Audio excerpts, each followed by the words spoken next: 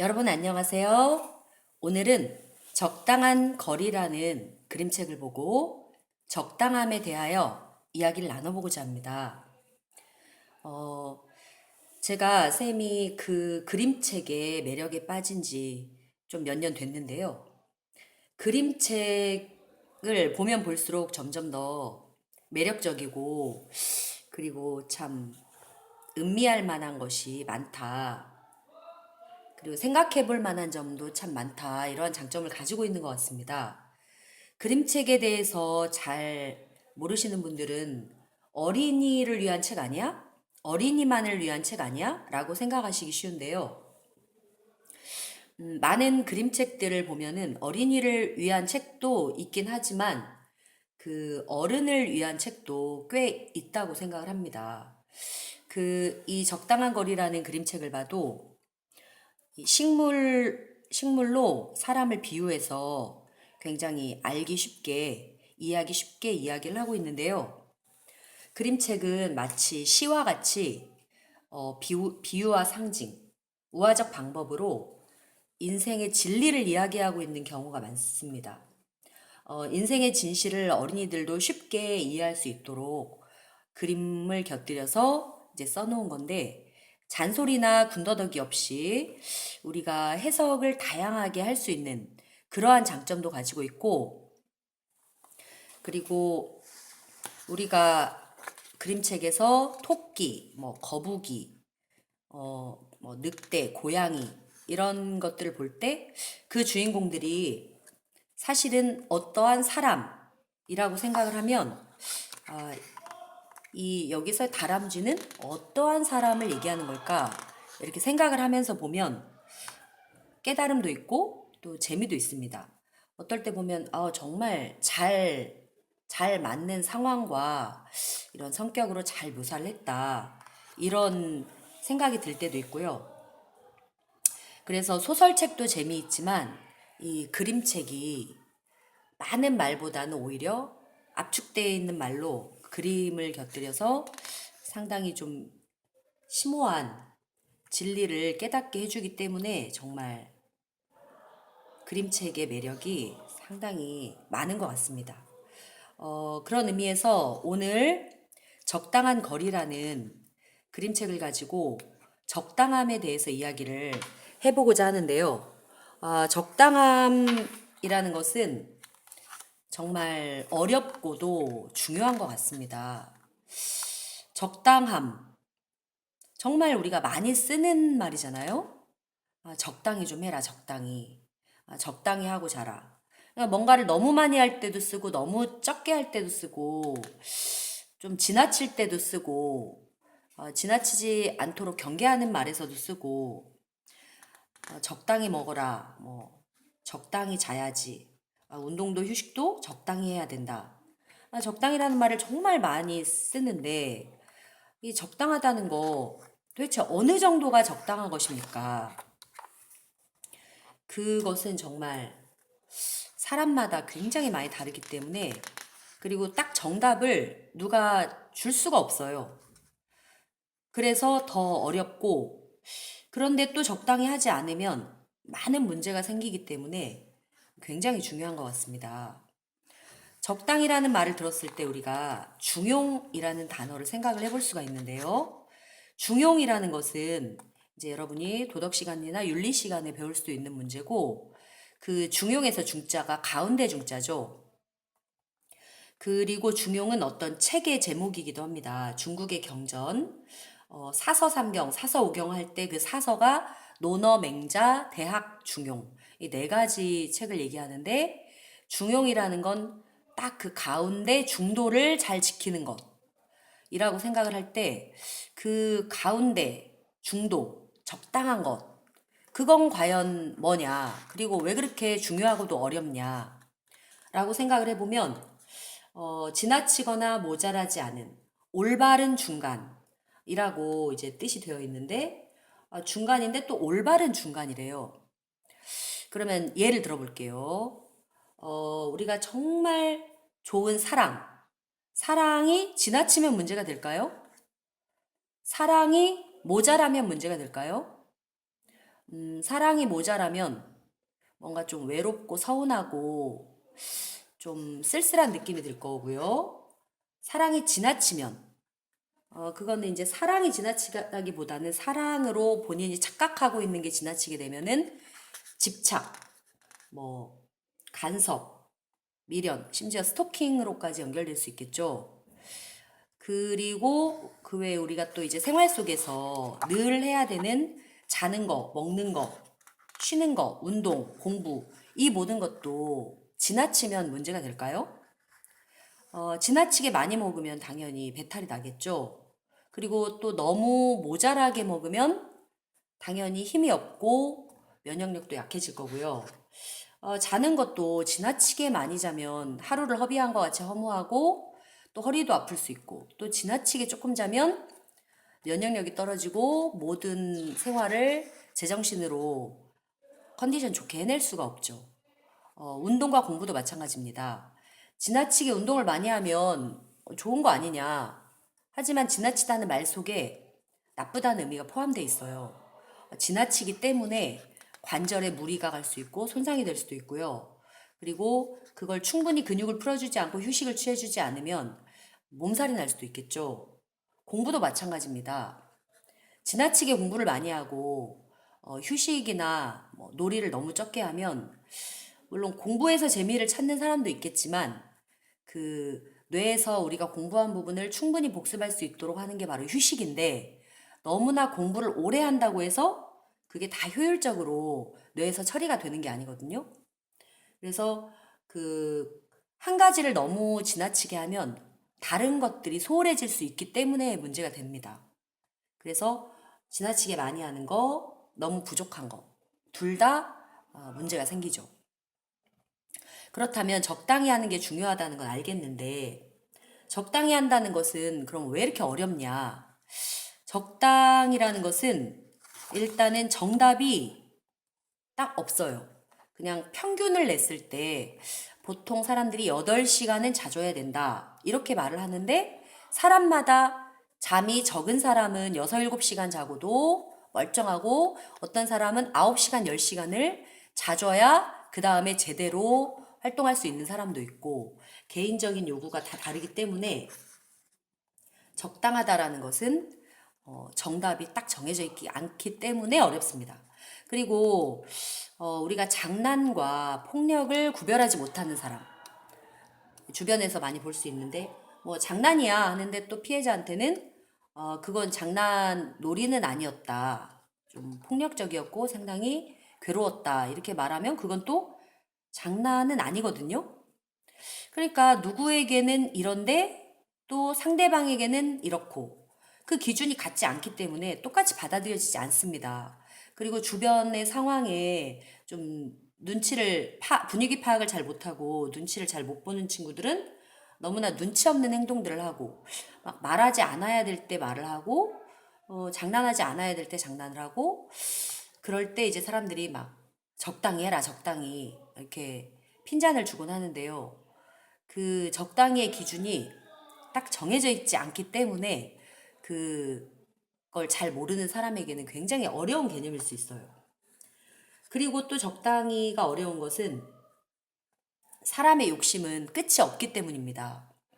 자기가 좋아하는 음식, 맛있는 음식은 정말 많이 먹고 싶어지잖아요.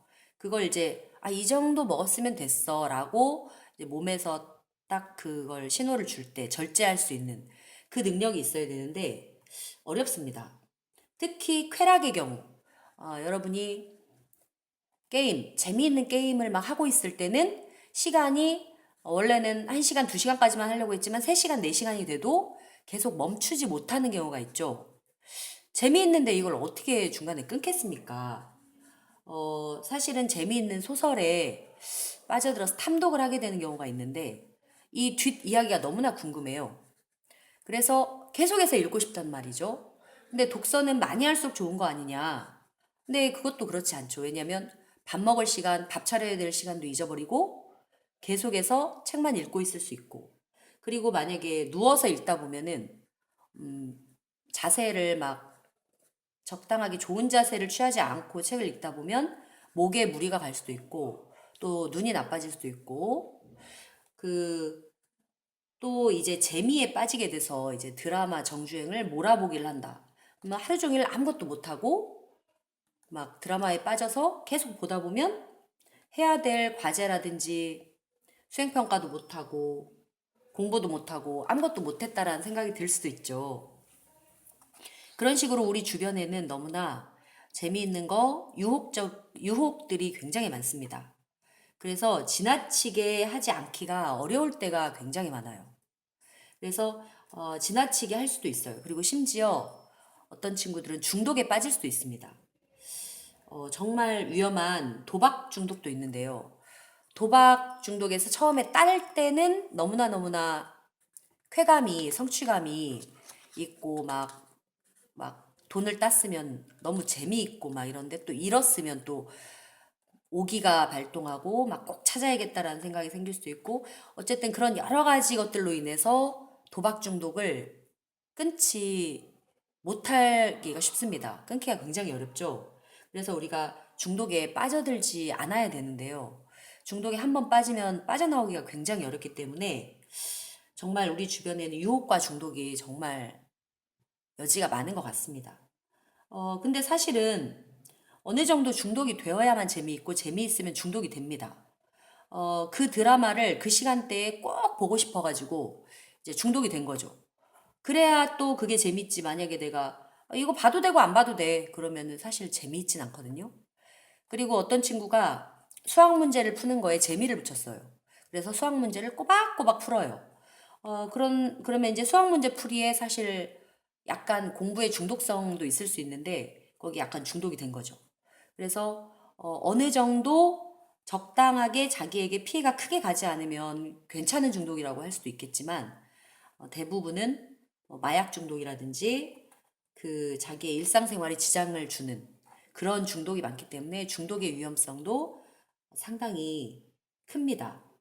그리고 꼭 해야 되는 것들은 정말 하기가 싫고, 그리고 한번 빠져들어간 중독에서는 빠져나오기가 어렵고, 그래서 이 적당이라는 거는 정말 중요하지만 굉장히 어려운 것 같습니다.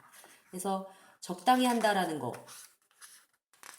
굉장히 어렵지만 이걸 꼭 찾아야 하긴 합니다. 그리고 적당히는 개인별로도 다 다를 수 있고, 그리고 상황별, 시간대별, 나이대별, 경우에 따라 굉장히 다 다를 수 있습니다. 보통 사람들한테는 하루에 한두 시간 정도의 운동을 하는 것이 적당하다고 하지만 만약에 그 사람이 운동선수거나 직업 그 운동가거나 이러면은 하루에 7, 8시간 운동이 적당하다고 할 수 있겠죠. 그리고 휴식도 뭐 하루에 뭐 두어 시간이 적당하다고 할 수도 있겠지만 굉장히 피곤하게 일을 하고 온 사람에게는 더 많은 휴식이 필요할 수도 있는 거고. 그리고 먹는 양도 개인별로 굉장히 차이가 크죠. 그리고 뭐 씻는 거, 청소하는 거, 깨끗하게 하는 거에 대해서도 계절별로 뭐 겨울에는 일주일에 한 번 씻어도 되지만 여름에는 매일 씻어야 되고 그것이 상당히 달라집니다. 그리고 인생의 나이대에 따라서도 다르죠. 선생님처럼 이제 인생의 중반기를 넘긴 사람한테는 그 규칙적으로 어느 정도 할 수 있겠지만 또 공부라든지 독서도 너무 오래 하면 안 되겠죠. 근데 여러분들처럼 젊고 어리고 이런 친구들은 공부를 뭐 7, 8시간 해도 몸에서 충분히 받쳐줄 수 있고 뇌에서도 계속 공부를 받아들일 수 있겠죠. 그래서 상황별로, 개인별로 굉장히 차이가 큽니다. 적당함은. 하지만 적당함은 그 다양하기 때문에, 폭이 넓기 때문에 뭐 다 상관없는 거 아니냐. 근데 굉장히 조금 차이로 우리가 면역력이 떨어질 수도 있고, 면역력을 지킬 수도 있고, 그 약간의 색깔 차이로 촌스러울 수도 있고, 세련될 수도 있고, 그래서 그 적당함, 나에게 맞는 그 적당함을 찾는 거는 정말 예술적일 정도로 굉장히 중요합니다. 그래서 나에게 맞는 적당함을 찾아야 되는데, 많은 시행착오 끝에 이제 그 나이대에 맞는 또 지금 내 생활에 맞는 적당함을 찾아서 균형을 잡아야 할 것 같습니다. 다음으로 사람들 사이에 적당한 거리에 대해서 이제 이야기를 해보고자 하는데요. 이 그림책에서 그 가족들을 식물에 비유를 해서 어떤 식물은 햇볕을 좀 더 많이 받아야 되고 어떤 식물은 조금 받아도 되고 어떤 식물은 물을 더 많이 필요로 하고 어떤 식물은 물을 한 달에 한 번만 줘도 되고 이런 식으로 하면서 엄마, 아빠, 뭐 큰애, 둘째 다 다른 식물에 비유를 하고 있는데요. 우리는 가족, 친구, 그리고 그 외에 다른 사람들과 관계를 맺으며 살고 있습니다. 그런데 너무나 가까우면 어떻고 너무나 멀면 어떨까요? 당연히 너무나 멀면 좀 외롭고 좀 서운할 수도 있고 쓸쓸할 수도 있죠. 하지만 또 자유로울 수도 있습니다. 그런데 너무나 가까운 데서 더 문제가 많이 발생을 하는데요. 너무나 가까우면 서로에게 예의를 안 지키고 지나치게 간섭을 할 수 있어서 굉장히 답답하고 그리고 내 뜻대로 안 받아들여주고 이렇게 되면은 굉장히 짜증날 수 있겠죠. 그리고 또 너무나 가깝게 또 의존을 하면 가스라이팅을 당할 수도 있어요. 좋은 영향을 많이 받으면 좋은데 사람들 마음속에는 좀 이용하고 착취하려는 마음이 있는 사람들도 많이 있기 때문에 좀 주의를 해야 되죠. 그래서 어떤 사람들과는 좀 더 가깝게 거리를 유지하고 어떤 사람들과는 좀 더 거리를 멀게 유지를 해야 되겠죠. 가까이에서 힘이 나는 사람, 나에게 긍정적인 그런 영향을 주는 사람하고는 가까운 거리를 유지하면 좋겠죠. 그런데 아무리 가족이나 친한 친구라고 해도 가까이 했을 때 좀 상처를 많이 주는 좀 생각이 좀 얕은 사람인 것 같다, 배려가 부족한 사람인 것 같다라고 느끼면은 우리가 거리를 좀 유지를 해야 됩니다. 약간 멀리 거리를 좀 둬야 되겠죠. 그래야 자신을 보호할 수가 있겠죠. 자, 그렇게 거리를 조절할 수 있는 능력이 나 자신에게 있어야 합니다. 그러려면 일단 감정적으로 독립을 해야 돼요. 우리가 좀 너무 의존적으로 그리고 그 사람 말은 무조건 들어야 된다. 이런 생각을 가지고 있으면은 거리를 그 내 마음대로 유지를 할 수가 없어요. 조절을 할 수가 없습니다. 그렇게 되면은 이제 그 너무 부정적인 영향을 계속 받아서 자존감이 낮아지거나 뭐 가스라이팅 당하거나 이런 여러 가지 문제가 생기고 그렇게 의존적인 상태를 벗어나지 못하면 사회생활을 하거나 직장 생활을 할 때도 직장 상사나 다른 사람들에게 좀 그 지배당하거나 좀 가스라이팅 당하거나 그렇게 좌우되는 그런 일이 일어날 수 있어요. 그래서 그러기 전에 이제 청소년기부터 시작을 해서 이제 우리가 정서적인 독립을 해야 되는데요. 아주 가까운 부모, 형제라 하더라도 어느 정도 거리를 유지해줘야 서로 상처 주지 않고 좀 지나친 간섭이나 잔소리 이제 여기로부터 벗어나서 이제 자기 자신의 자존감을 높여갈 수 있을 것 같습니다. 그리고 너무 가까운 사이에서는 사실 굉장히 존중해야 되는 상대임에도 좀 존중하기 어려울 수 있는데요. 이제 부모도 자녀가 사춘기가 되면은 그 이후부터는 서서히 거리를 유지를 해줘야 됩니다. 약간 서운하더라도. 그게 자연의 순리고 섭리인 것 같습니다. 그리고 이제 20살 이상 돼서 성인이 되어 갔을 때는 더 거리를 유지해주고 약간 좀 그리워할 수 있는 그리고 오랜만에 봤을 때 반가워할 수 있을 정도로 그 정도로 존중을 해야 되고요. 그 그거는 사실은 당연한데도 실제 자기 상황에서는 굉장히 어려울 수 있습니다. 여러분이 청소년이지만 이제 성인이 돼야 되고 그런데 아직 그 마음 한쪽 구석에는 어린 나가 있어요. 아직 어린아이고 좀 더 관심을 받고 싶고 좀 더 사랑을 받고 싶어 하는 내가 있어요. 아주 내 안에 있는 나는 굉장히 다양합니다. 아주 어린아이인 나도 있고, 이제 앞으로 자라가야 될 씩씩한 나도 있어요. 근데 부모가 나를 어린아이 취급하면 나는 나를 너무나 어린아이로 생각하고 이런 경우가 많은데, 우리가 스스로 정서적 독립을 해서 사람들 사이의 거리를 좀 조절할 수 있어야 됩니다. 그래서 더 가끔 연락하거나 더 자주 연락하거나 또는 좀 선을 어느 정도 남과의 그 관계를 유지하기 위해서 적당한 선을 넘지 않아야 되는 경우도 있는데 아주 어렸을 때는 좀 선을 넘는 것이 많이 용서가 됩니다. 하지만 어른이 되면은 저 사람 선 넘네 이러면은 좀 좋지 않은 표현이거든요. 그렇게 다른 사람들과 타인과의 거리를 유지할 수 있어야 되는데 좀 친구가 나를 버리고 또는 나보다 다른 친구를 더 친하게 사귈까 봐 막 두려워하고 이렇게 의존하는 마음이 많으면 그렇게 잘 하지 못하겠죠. 그러면은 오히려 휘둘릴 수도 있고 가스라이팅을 당할 수도 있기 때문에 우선 나 혼자여도 괜찮다. 이런 씩씩한 마음을 가지고 우리가 사람들과의 거리를 적당히 유지할 수 있어야 되고요. 그리고 거리를 내, 내 의지대로 조절할 수 있는 그런 능력을 믿어야 됩니다. 그리고 그런 능력을 점점점 키워가야 되고요. 자, 오늘은 이 그림책 적당한 거리를 보면서 적당함에 대해서 그리고 사람들 사이에 적당한 거리에 대해서 이야기를 해봤는데요. 여러분도 자신과 주변 사람들과의 거리를 잘 생각을 해보면서 점점 어떤 거리가 적당한 거리인지 많은 시행착오를 거쳐서 점점 정해 보시기를 권유드립니다. 이상으로 마치겠습니다. 감사합니다.